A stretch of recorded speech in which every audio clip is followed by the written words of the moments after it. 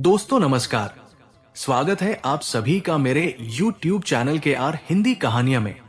आज की कहानी सुनकर आपके भी रोंगटे खड़े हो जाएंगे और आप सोचने पर मजबूर हो जाएंगे। कहानी को डिटेल से जानने के लिए वीडियो में लास्ट तक बने रहें। तो चलिए कहानी को शुरू करते हैं। ये कहानी है उत्तर प्रदेश में श्रीराम की नगरी अयोध्या की। 1 फरवरी 2025 की सुबह जब अयोध्या नगरी के सहनवा गांव में एक परिवार सुबह सुबह उठता है और घर के मुखिया अपनी पत्नी से पूछते हैं कि हमारी बेटी कहां पर है, क्योंकि रात को उनकी बेटी उनके गांव में होने वाले एक जागरण में गई थी। और जैसे जैसे रात होने लगती है तो एक एक करके घर के सारे ही लोग सो जाते हैं, लेकिन उनकी बेटी नहीं आई थी। आखिरी में सोने वाले भाई ने इस बात पर ध्यान भी नहीं दिया कि उनकी बहन कुछ इस तरीके से गांव के एक फंक्शन में गई हुई है और वो अभी तक वापस नहीं आई है। तो वो सारे ही लोग रात को तो सो जाते हैं, लेकिन जैसे ही अगली सुबह होती है तो लड़की के भाई ने साथ में गई अन्य लड़कियों से जाकर ये बात पूछता है कि उनकी बहन किस टाइम तक वापस घर पर आई। तो उन सभी लड़कियों ने मना कर दिया कि अभी तक उसकी बहन तो वापस आई ही नहीं है। रात को वो लोग सोने से पहले अंदाजा लगा रहे थे कि अपने आप ही वापस आ जाएगी, लेकिन इस टाइम अगर देखा जाए तो घर के सभी सदस्य इस बात से मना कर रहे थे कि वो तो वापस आई ही नहीं है। तो धीरे धीरे कर उन सभी लोगों के बीच चिंता बढ़ने लगती है कि उनकी बेटी गई तो गई कहां, पर अभी तक वो वापस क्यों नहीं आई है। और इसका मेन कारण ये भी था कि वो जो लड़की रात को जागरण में गई थी वो थोड़ी भोली किस्म की थी। तो वो लोग इसी तरीके से परेशान होते होते अपने पड़ोस वालों के पास जाते हैं और वहां पर जाकर उनसे बातचीत करने लगते हैं कि क्या आप लोगों ने हमारी बेटी को देखा है? वो रात को हमारे यहाँ पर गांव में होने वाले जागरण में गई थी, लेकिन अभी तक वो वापस नहीं आई है। तो उन्होंने भी मना कर दिया कि हमने तो उसे रात को जागरण में भी नहीं देखा था। हाँ, शुरुआत में हम लोगों ने उसे वहीं पर देखा जरूर था, लेकिन जब वो जागरण खत्म हुआ तो वो वहां पर नहीं थी। और अपने पड़ोसियों की इस तरीके की बातें सुनकर ये परिवार अब बहुत ज्यादा घबरा चुका था। तो वो लोग अब डरने लगते हैं, आपस में बातें करने लगते हैं कि हमें जाकर दूसरे गांव वालों से भी पूछताछ करनी चाहिए। पता नहीं वो लड़की कहां पर चली गई। हो सकता है वो अपने किसी दोस्त के साथ उसके घर पर चली गई होगी। रात ज्यादा होने के कारण और उस टाइम उनके पड़ोसी ढांढस देते हुए ये बात कहते हैं कि आप चिंता बिल्कुल भी मत कीजिए, हम सभी आप लोगों के साथ हैं। हम सभी लोग मिलकर उस लड़की को ढूंढ लेंगे। इसी तरीके की नॉर्मली बातें करते करते अब ये बात पूरे ही गांव में फैल चुकी थी और हर एक गांव वाला यही बात बोल रहा था कि रात को जिस टाइम जागरण शुरू हुआ था उन्होंने उस लड़की को देखा था, लेकिन बाद में उन्हें भी नहीं पता कि वो कहां पर चली गई होगी। अगले काफी देर तक यूं ही वो लोग उसे ढूंढते रहते हैं, लेकिन जब उसके बारे में कुछ भी पता नहीं चलता है तो आखिर में वो लोग पुलिस वालों के पास जा पहुंचते हैं। वहां पर जाकर उन्होंने अपनी बेटी की मिसिंग कंप्लेंट दर्ज करवा दी, लेकिन पुलिस ने पहली बार में इस केस के ऊपर इतना ज्यादा ध्यान नहीं दिया जितना कि उन्हें देना चाहिए था। और पुलिस का अंदाजा इस टाइम यही था कि अगर वो लड़की गायब हो गई है तो हो सकता है वो इधर उधर गई होगी और बहुत जल्द वो वापस आ जाएगी, लेकिन ऐसा नहीं होने वाला था। दूसरी तरफ अब लड़की का परिवार बहुत ज्यादा डर चुका था, तो वो अपने पड़ोसियों के साथ ही मिलकर उस लड़की को ढूंढना शुरू कर देते हैं। पूरे के पूरे गांव को उन्होंने छान मारा था। जितने भी जान पहचान के उनके लोग थे उन सभी से भी उन्होंने पूछताछ कर ली थी, लेकिन उस लड़की के बारे में कुछ भी पता नहीं चलता है। और आखिर में उन्होंने ये बात डिसाइड की कि हमारे यहाँ पर जो एक वीरान इलाका है, जो सूखी नदी है, वहां पर भी जाकर एक बार हमें चेक कर लेना चाहिए। और इसी बात को चेक करने के लिए जैसे ही वो लोग वहां पर पहुंचते हैं तो उनमें से एक आदमी ने ये चीज देखी कि यहां पर जो ये काफी बड़ा पीपल का वृक्ष है, इसके जस्ट नीचे ही एक लड़की गिरी हुई पड़ी है। इसे बुरी तरीके से बांध दिया गया है। और जब वो लोग वहां पर उसके पास पहुंचते हैं तो उन्होंने देखा कि उस लड़की ने तो अपनी जान गंवा दी है, और ये कोई और नहीं जबकि ये तो वही गायब होने वाली लड़की है। पहली नजर में देखते ही उन लोगों का अंदर तक दिल दहल जाता है, क्योंकि वो लड़की इस टाइम कुछ ऐसी ही हालत में थी। उसके शरीर पर एक भी कपड़ा मौजूद नहीं था बुरी तरीके से अब वो खून से लथपथ हो चुकी थी। और दूसरी तरफ दूर से ही देखने पर यह बात पता चलती है कि इसकी तो दोनों की दोनों आंखें निकाल ली गई है। इस टाइम इसके दोनों के दोनों हाथों को बांध दिया गया है।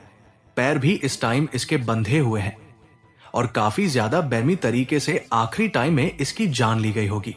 बहुत सारा खून अब इसके ऊपर लगा हुआ है। ये सारी चीज पता चलते ही उन्होंने वापस पीछे दोबारा से गांव वालों को इन्फॉर्म कर दिया कि इस तरीके से एक डेड बॉडी उन्हें मिली है। और जब गांव वाले यहां पर पहुंचते हैं, उस लड़की की बहन यहां पर पहुंचती है, तो अपनी बहन की ऐसी हालत को देखकर उस लड़की की बहन, जिसने कि इस टाइम अपनी जान गंवा रखी थी, वो वहीं पर बेहोश होकर गिर जाती है। वो अपनी बहन की ऐसी हालत को नहीं देख पाई। दो महिलाएं और भी इस लड़की को देखने के लिए यहां पर आई थी, लेकिन इस लड़की की ऐसी हालत को देखकर वो भी वहीं पर बेहोश होकर गिर जाती है। लेकिन जैसे ही वो लोग इसके पास पहुंचते हैं इसके हाथ वगैरह खोलने के लिए, तो उन्हें पता चलता है कि इसके हाथ और पैरों को सिर्फ बांधा नहीं गया है, बल्कि उन्हें तो तोड़ दिया गया है। इसकी बॉडी के काफी सारे हिस्से इस टाइम ऐसे मौजूद हैं जिनसे कि इस टाइम ब्लड निकल रहा है, और उनमें भी मेन तौर पर प्राइवेट पार्ट से बहुत सारा खून बह चुका है। और शायद यही कारण रहा होगा कि हद से ज्यादा ब्लड बह जाने के कारण इस लड़की की मौत हुई होगी। ये सारा का सारा मामला अभी तक पुलिस वालों को बता दिया गया था, और पुलिस वाले जैसे ही यहां पर पहुंचते हैं तो उन्होंने बॉडी को अपने कब्जे में ले लिया और उसके बाद उसे पोस्टमार्टम के लिए भेज दिया जाता है। लड़की के परिवार वालों का इस टाइम रो रो कर बहुत ज्यादा बुरा हाल हो चुका था, लेकिन उसी टाइम यहां पास के ही एक जगह पर चुनाव चल रहे थे और चुनाव के सिलसिले में ही वहां के विधायक यहां पर आए हुए थे। लेकिन जैसे ही उन्हें इस बात का पता चलता है कि इस तरीके से एक लड़की की काफी ज्यादा बेरमी से जान ले ली गई है, तो वो उस परिवार से मिलने के लिए आते हैं और उसी टाइम वो मीडिया से भी मुलाकात करते हैं। और इस मुलाकात में वो सारी की सारी बातें मीडिया के सामने रखने लगते हैं कि आखिरकार कोई गांव की बेटी के साथ ऐसा कैसे कर सकता है, और जो कुछ भी उससे बन पाएगा वो उसमें बिल्कुल भी कमी नहीं छोड़ने वाला है। इसी तरीके की काफी सारी बातें वो मीडिया के सामने रखता है और उसके बाद रोना शुरू कर देता है। उसने सारी ही बातें मीडिया के सामने रखने की कोशिश की कि उस लड़की को इतना ज्यादा बेरमी से मारा गया है कि वो इन सारी ही बातों को अपने शब्दों में बयां नहीं कर सकता। तो आखिरकार ऐसी कौन वो दरिंदे होंगे जिन्होंने कि उस लड़की की जान ले ली, और वो इस मुद्दे को आगे लेकर जाएगा और इस लड़की को जल्द से जल्द न्याय दिलवाएगा। फिर वो इसके बाद तो ये जो कत्ल का मामला था वो राजनीतिक पार्टियों के हाथ लग जाता है, और उसके बाद तो अलग अलग राजनीतिक पार्टियां तरह तरह के ट्वीट करने लगती है। कोई कुछ बोल रहा था, कोई कुछ बोल रहा था, और इसी दबाव के कारण पुलिस के ऊपर भी लगातार प्रेशर बढ़ता जा रहा था। तो पुलिस ने अपनी इन्वेस्टिगेशन करनी शुरू कर दी, और उस टाइम जब ये तहकीकात चल रही थी तो पुलिस के हाथ एक ऐसा सीसीटीवी फुटेज हाथ लगता है जिससे कि सारा का सारा केस सॉल्व हो जाता है। दरअसल उसी रात जब उस गांव में जागरण हो रहा था तो 3 लोग, जिनका नाम दिग्विजय सिंह, विजय साहू और हरिराम कोरी, उसी रास्ते से होकर जा रहे थे जब उनकी इस लड़की से मुलाकात हो जाती है। और उसके बाद वो तीनों ही लोग शराब पीकर इस टाइम अपने घर की तरफ जा रहे थे। जैसे ही उनकी नजर इस लड़की के ऊपर पड़ती है तो वो लोग इसके ऊपर जाकर कब्जा कर लेते हैं, उसे पूरी तरीके से अपने कंट्रोल में ले लेते हैं, और उसके बाद उनके जो गांव का एक स्कूल था उसे वहां पर लेकर जाते हैं। ये सारी की सारी इन्वेस्टिगेशन बाद में जब की जाती है तो ये सारा मामला सामने आता है। अब इन तीनों को गिरफ्तार कर लिया गया था, और उसके बाद जब उनसे पूछताछ की जा रही थी तो ये बात पता चलती है कि ये लोग स्कूल के बाथरूम में ले जाकर इस लड़की का शोषण करते हैं। इसके साथ वो सारे के सारे इसके साथ बदसलूकी करते हैं जो कि उन्हें नहीं करनी चाहिए थी। और इन सारी चीजों के बारे में पुलिस वालों को भी तब पता चल जाता है क्योंकि इस टाइम जब उस लड़की की डेड बॉडी पुलिस वालों को मिली थी, उसके हाथ पैर बांध दिए गए थे। वहां पर चेक करते हैं तो उन्हें पता चलता है कि यहीं पर उस लड़की के सारे कपड़े इधर उधर फेंक दिए थे। कुछ एक बाकी कपड़े पड़े हुए हैं। यहां पर काफी सारा खून बहा हुआ है और शायद ये सारा का सारा खून उस टाइम निकला होगा जब ये तीनों ही लोग इसके साथ यहां पर दरिंदगी कर रहे थे। उन तीनों ही लोगों ने बताया कि वो तो तीनों के तीनों मेहनत मजदूरी करते हैं, शाम को अपना शराब पीते हैं और उसके बाद अगले दिन दोबारा से अपने काम पर निकल जाते हैं। लेकिन उस दिन रात को ये लोग शराब वगैरह पी लेने के बाद जब अपने घर की तरफ जा रहे थे, तब उन्हें बीच रास्ते में इस लड़की से मुलाकात हो जाती है और उसके बाद जो कुछ भी हुआ था उसके बारे में पुलिस वालों को डिटेल से बताने लगते हैं। इसके अलावा ये बात भी पता चलती है कि इन तीनों ही लोगों में से जो दिग्विजय सिंह था वो लड़की के पिता को काफी अच्छे से जानता था और शायद यही कारण था कि उसने लड़की को बहलाने और फुसलाने में इसी चीज की मदद ली होगी। कहा तो यह भी जाता है कि दिग्विजय सिंह की लड़की के भाई के साथ कुछ एक दिनों पहले लड़ाई हो गई थी। उसमें दिग्विजय सिंह को उस लड़के ने बहुत ज्यादा मारा था और हो सकता है उसने इसी बात का बदला लेने के लिए इस लड़की की जान ले ली होगी। लेकिन आखिरकार आपस के बदले के चक्कर में कोई किसी लड़की को इतना ज्यादा बेरहमी से कैसे मार सकता है। लेकिन अब तो सारा का सारा मामला सामने आ चुका था। पुलिस वालों ने उन तीनों ही आरोपियों को इस टाइम गिरफ्तार कर लिया था और अभी भी पुलिस ऑफिसर्स उनसे पूछताछ कर रहे हैं।